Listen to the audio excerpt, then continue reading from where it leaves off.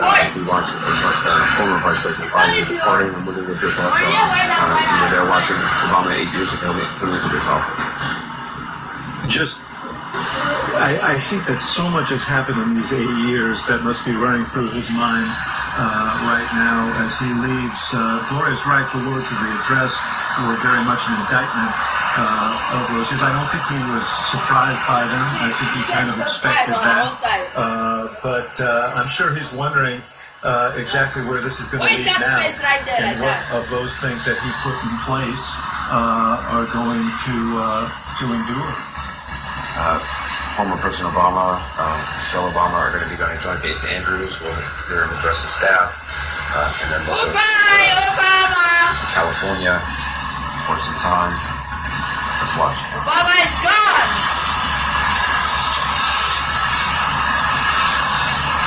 They leave the office with a smile.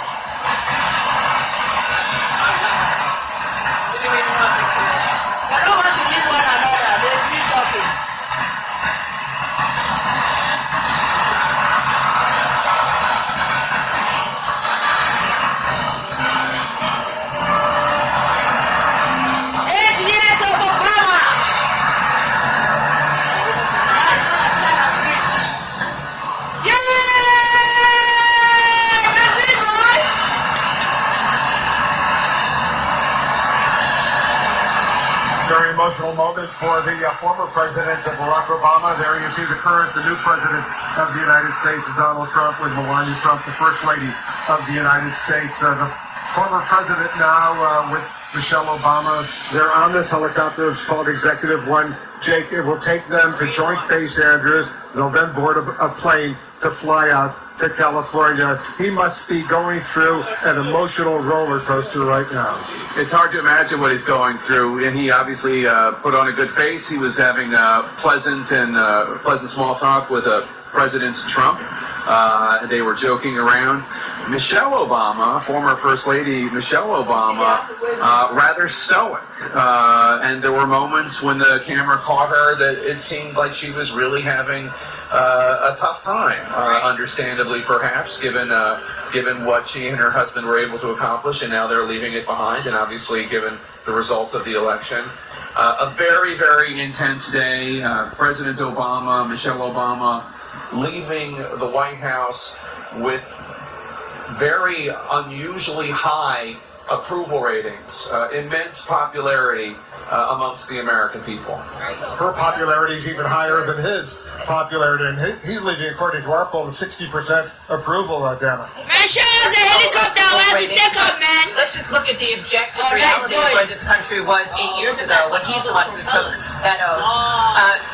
The economy had collapsed. We were in a major financial crisis.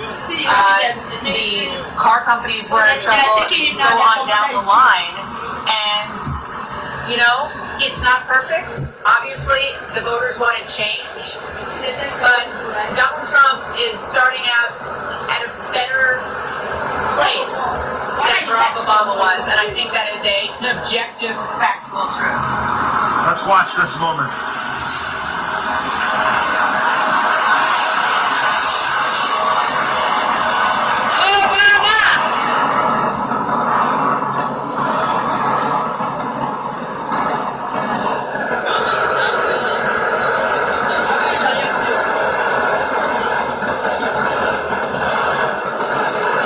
helicopter will take off for Base Andrews, about a 10-minute ride, and then former President Obama, former First Lady Michelle Obama, they are out of Washington heading towards Palm Springs. Taking a little break in Palm Springs. Their youngest daughter, of course, still in school here in Washington, D.C., so they will be in D.C. for at least another year. But taking a little break, which is traditional, give the new president some time.